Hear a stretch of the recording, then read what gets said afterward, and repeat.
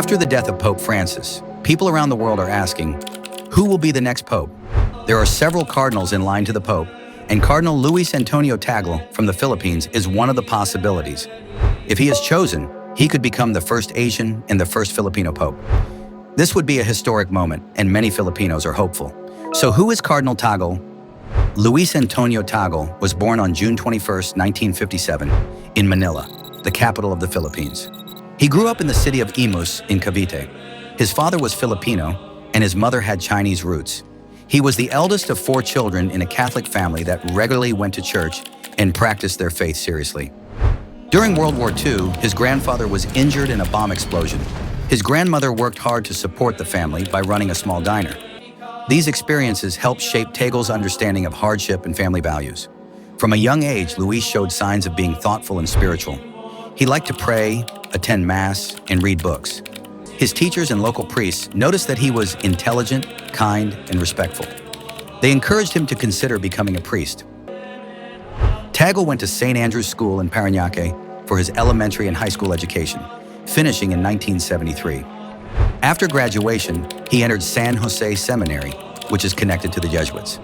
There, he also studied at Ateneo de Manila University, one of the top Catholic universities in the Philippines. In 1977, he completed a bachelor's degree in pre-divinity. He then earned a master's degree in theology from the Loyola School of Theology, which is also part of Ateneo. In 1982, Tagle was ordained as a priest for the Archdiocese of Manila. He was just 25 years old. Right after his ordination, he was given many responsibilities. He became a professor and spiritual director at the seminary where he had studied. From 1983 to 1985, he was the seminary rector, and it was a big leadership job for someone so young. Tagle was known for being wise beyond his years, calm in tough situations, and always smiling.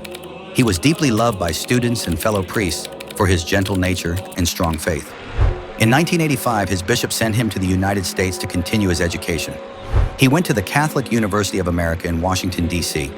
There, he earned a license in theology in 1987 and then completed his doctorate in sacred theology in 1991. His research focused on how bishops work together as a group, especially under Pope Paul VI. His work made him well known among theologians and church leaders. While in the U.S., Tagle studied under famous theologian Joseph Kamonchak.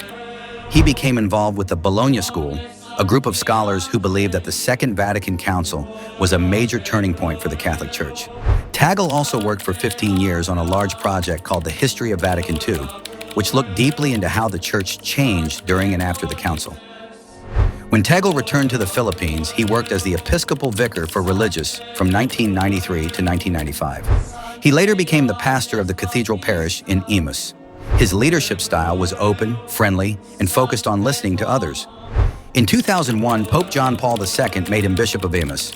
Then in 2011, Pope Benedict XVI appointed him Archbishop of Manila, the most important Catholic position in the Philippines. At the time, Tagle was surprised and said, "I don't even see myself as a bishop," showing his humility. Tagle continued to rise in the church. In 2012, Pope Benedict made him a cardinal. He soon became known around the world for his gentle manner, strong faith, and ability to speak deeply yet simply. In 2015, he was chosen as the president of Caritas Internationalis, a major Catholic charity group. He was re-elected in 2019.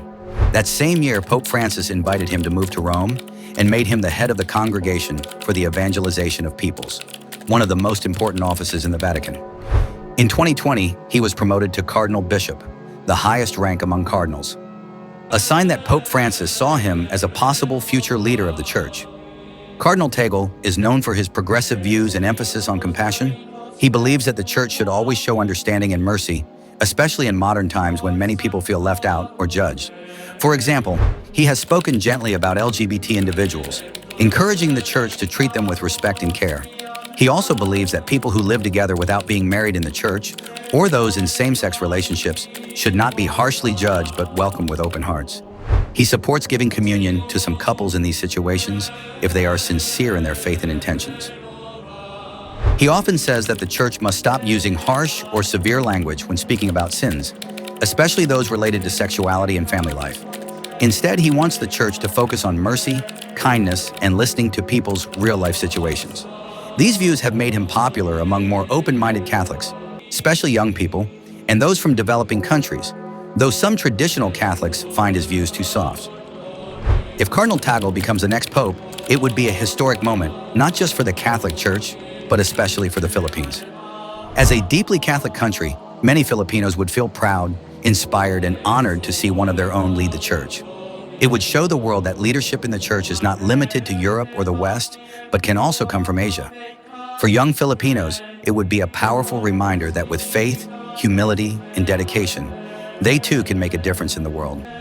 Cardinal Tagle's election as Pope would bring hope and pride to millions of Filipinos, and it could help bring more attention to the needs and voices of Catholics in Asia and the developing world.